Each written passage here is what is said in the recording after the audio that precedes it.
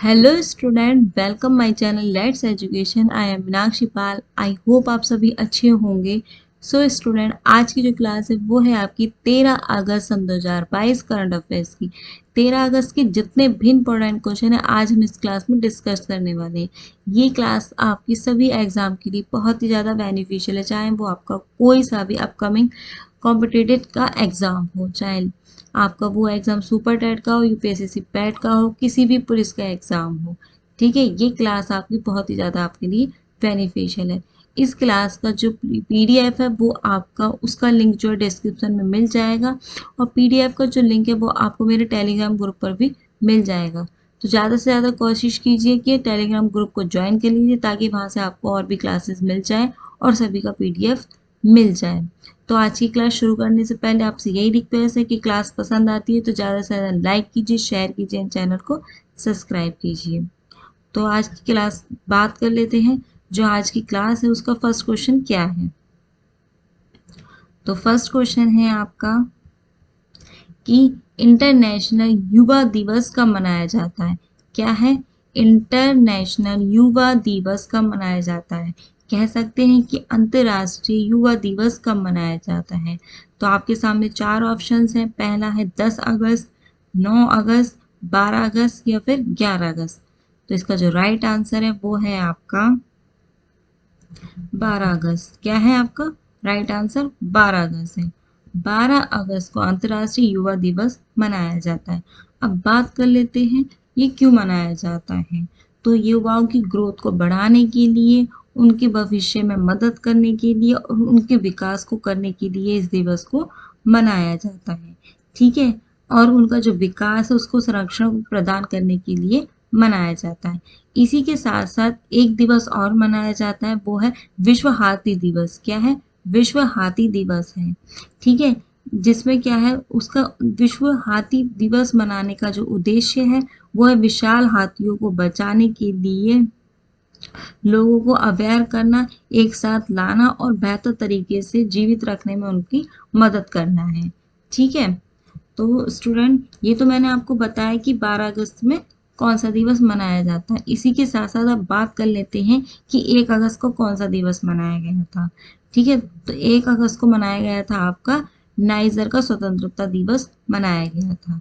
ठीक है, अब बात कर लेते हैं 6 अगस्त को क्या मनाया गया था। तो 6 अगस्त को आपका हिरोशिमा दिवस मनाया गया था। मैंने आपको बताया था कि अमेरिका के द्वारा जापान में जो परमाणु बम गिराया गया था उसी के दिवस में क्या मनाया जाता है, हिरोशिमा दिवस मनाया जाता है। ठीक है, और फिर क्या है आपका, फिर आता है आपका 7 अगस्त। 7 अगस्त को आपको कौन सा दिवस मनाया जाता है। तो 7 अगस्त को आपका नेशनल हथकरघा दिवस मनाया गया था। फिर 8 अगस्त को आपका भारत छोड़ो आंदोलन क्या था, उसका दिवस को, उसकी वर्षगांठ को, 80वीं वर्षगांठ को मनाया गया था।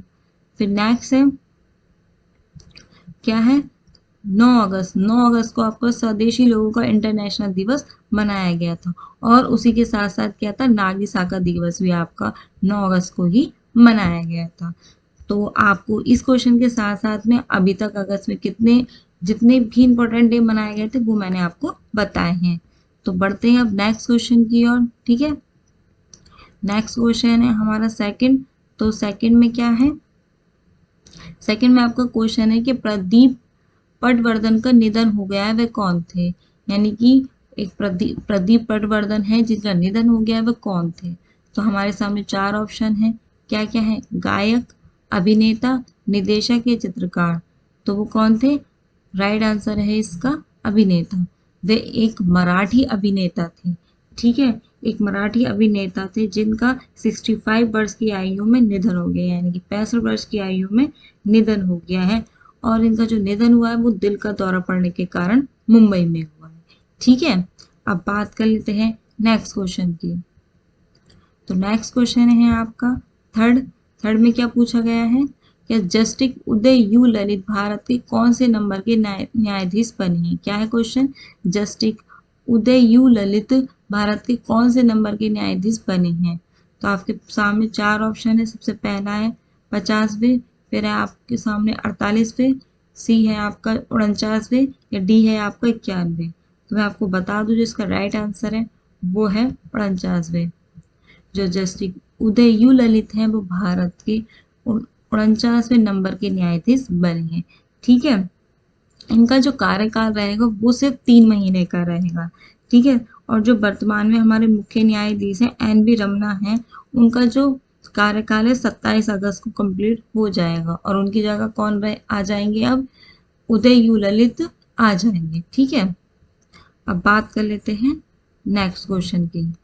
तो नेक्स्ट क्वेश्चन है हमारा फोर्थ में क्या है कि किस राज्य के मुख्यमंत्री ने ऑटोमेटिक ड्राइविंग टेस्टिंग ट्रैक को और बस स्टैंड का उद्घाटन किया है। क्या है क्वेश्चन, किस राज्य के सीएम ने ऑटोमेटिक ड्राइविंग टेस्टिंग ट्रैक और बस स्टैंड का उद्घाटन किया है। तो आपके सामने 4 ऑप्शन है। सबसे पहला उत्तर प्रदेश, बी है आपका उत्तराखंड, सी है आपका मध्य प्रदेश और डी है आपका राजस्थान। तो इसका जो राइट आंसर है स्टूडेंट वो है आपका फर्स्ट ऑप्शन, यानी फर्स्ट ऑप्शन उत्तर प्रदेश। उत्तर प्रदेश के जो सीएम हैं कौन, योगी आदित्यनाथ, उन्होंने ऑटोमेटिक ड्राइविंग टेस्टिंग ट्रैक और बस स्टैंड का उद्घाटन किया है। अब बात कर लेते हैं ये क्या है। तो जो यहाँ के सीएम हैं योगी आदित्यनाथ ने, उन्होंने 150 नई BS6 डीजल बसों को हरी झंडी दिखाई है, यानी कि 150 डीजल BS6 डीजल वाली बसें चालू की हैं। ठीक है, इससे क्या होगा कि एक हर जिले में 2 बसें तैयार की गई हैं, यानी कि जितने भी यानी कि 75 जिले हैं उत्तर प्रदेश में, उन जिलों में एक दो दो बसें तैयार की गई हैं ताकि लोगों को आसानी हो सके। ठीक है, और उसी के साथ में उन्होंने क्या किया है कि 12 बजे से लेकर 48 घंटे पर रक्षाबंधन के उपलक्ष्य में सभी बहनों और महिलाओं के लिए सेवा को फ्री कर दिया गया है। ठीक है, अब बात कर लेते हैं उत्तर प्रदेश की। तो उत्तर प्रदेश की कैपिटल क्या है, लखनऊ है। यहाँ के सीएम कौन है, योगी आदित्यनाथ हैं। यहाँ की गवर्नर आनंदीबेन पटेल हैं। यहाँ का जो यानी कि यहाँ का जो राजकीय पक्षी है वो कौन सा, सारसिया क्रॉच है। राजकीय पशु कौन सा है, बारहसिंगा है। राजकीय फूल कौन सा है, तो पलाश का फूल है। और यहाँ का जो राजकीय पेड़ है वो कौन है, अशोक का पेड़ है। उसी के साथ साथ मैं आपको बता दूं उत्तर प्रदेश के 2 नेशनल पार्क बहुत ही ज्यादा इंपॉर्टेंट है। वो कौन से हैं, चंद्रप्रभा नेशनल पार्क जो लखीमपुर में है, दुधवा नेशनल पार्क वो कहाँ पर है, पीलीभीत में है। ठीक है, अब बात कर लेते हैं नेक्स्ट क्वेश्चन की। ठीक है, नेक्स्ट क्वेश्चन है आपका 5 में क्या है कि केंद्रीय कैबिनेट ने प्रधानमंत्री आवास योजना कितने साल आगे बढ़ा दी है। ठीक है, क्या है क्वेश्चन कि केंद्रीय कैबिनेट ने प्रधानमंत्री आवास योजना कितने साल बढ़ा दी गई है। यानी कि जो नरेंद्र मोदी जी द्वारा सन 2015 में एक योजना शुरू की गई थी आवास योजना की, जो उसका कार्यकाल है वो कितने साल बढ़ा दिया गया है। तो आपके सामने ऑप्शन है 2 साल, 4 साल, 5 साल या 3 साल। इसका राइट आंसर है आपका फर्स्ट ऑप्शन, यानी कि 2 साल। ये योजना जो थी वो सन 2022 तक पूरी होनी थी, लेकिन अब इसको 2 साल और बढ़ाने के कारण क्या है, सन 2024 तक इसको कंप्लीट किया जाएगा। ठीक है, अब मैं बात कर लेते हैं इस योजना के तहत रखा क्या गया था। तो जो लाभार्थी हैं उनको पक्के घर जो है पक्के घर उपलब्ध कराने के लिए सन 2015 में शुरू की गई ये एक योजना थी। ठीक है, और समय सीमा को अब इसको आगे बढ़ाकर क्या 2 साल आगे बढ़ाकर क्या कर दिया गया है, सन 2024 तक कर दिया गया है, जिसमें 122.69 लाख घरों को क्या है पूरा करने के लिए दायित्व रखा गया है। कितना, 122.69 लाख घरों को। ठीक है, अब बात कर लेते हैं नेक्स्ट क्वेश्चन की। तो नेक्स्ट क्वेश्चन है हमारा 6 में क्या है, हाल ही में ग्लोबल लिवेबिलिटी इंडेक्स सन 2022 में रहने का सबसे अच्छा शहर कौन बना है।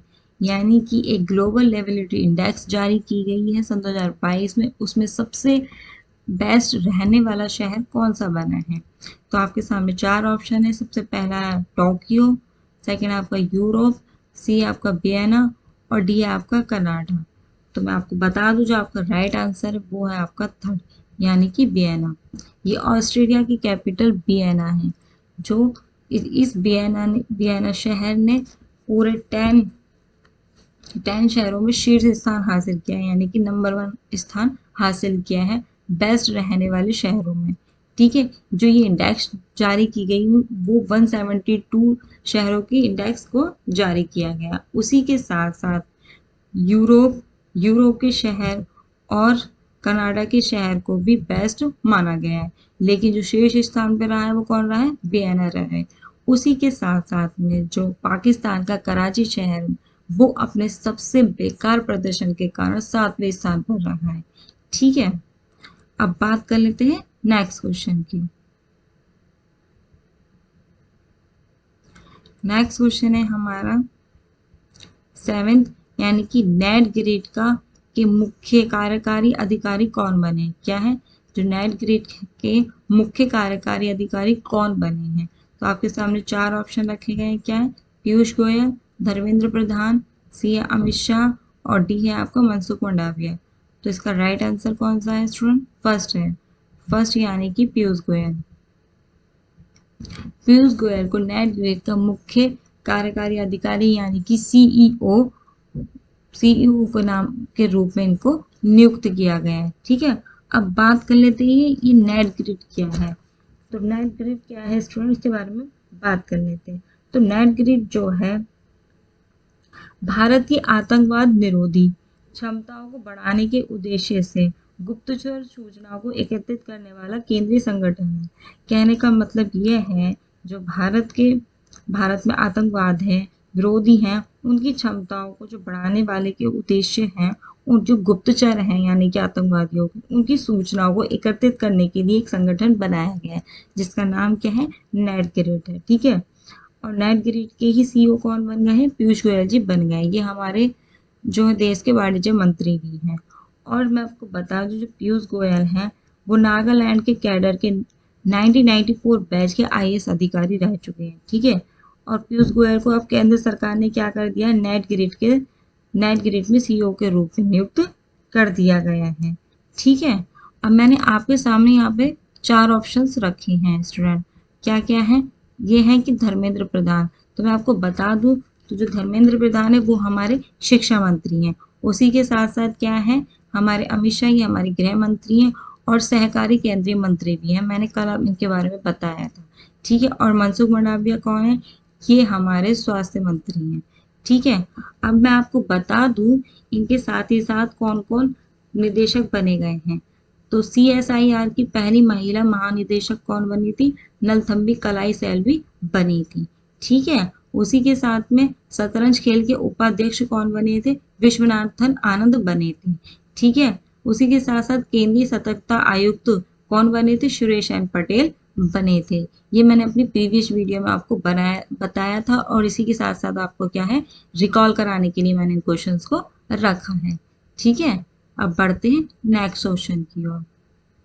तो नेक्स्ट क्वेश्चन है आपका 8th में क्या पूछा गया है? भारत के उपराष्ट्रपति कौन बने हैं? क्या? भारत के उपराष्ट्रपति कौन बने हैं? तो आपके सामने 4 ऑप्शन है। क्या है? जगदीप धनखड़, जेपी नाडा और सी क्या है? ममता बनर्जी और डी है आपका फागू चौहान। तो जो आपका राइट आंसर है वो है आपका जगदीप धनखड़। क्या है?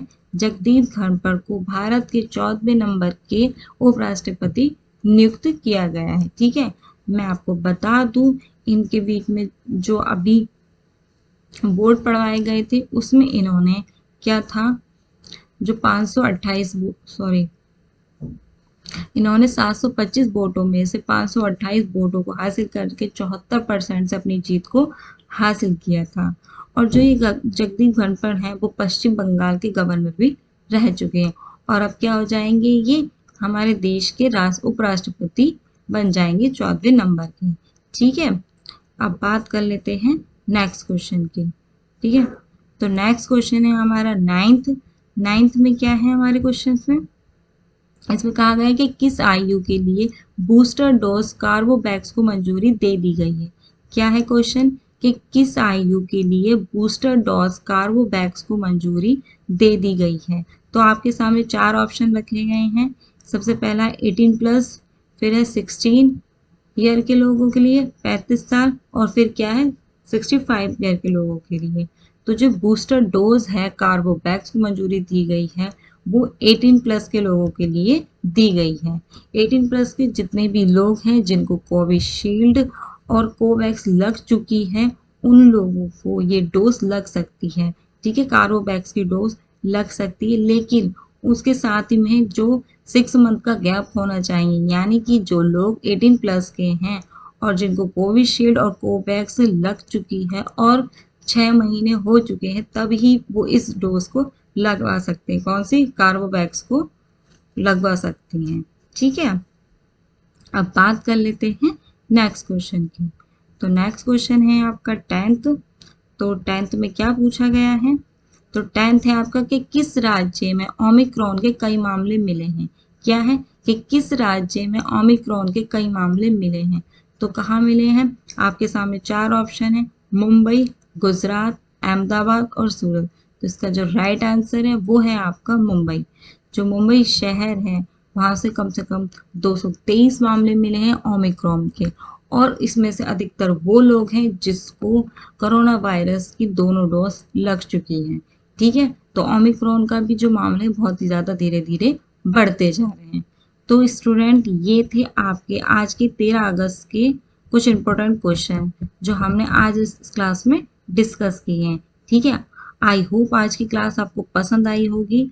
तो फिर ज़्यादा से ज़्यादा लाइक कीजिए, शेयर कीजिए, चैनल को सब्सक्राइब कीजिए, और इसकी जो पीडीएफ आपको उसका लिंक डिस्क्रिप्शन में मिल जाएगा। और ज़्यादा से ज़्यादा कोशिश कीजिए कि आप जो टेलीग्राम ग्रुप को ज्वाइन कर लीजिए ताकि वहाँ से आपको सारी क्लासेस मिल जाएं। तो आज की क्लास के लिए थैंक यू सो मच।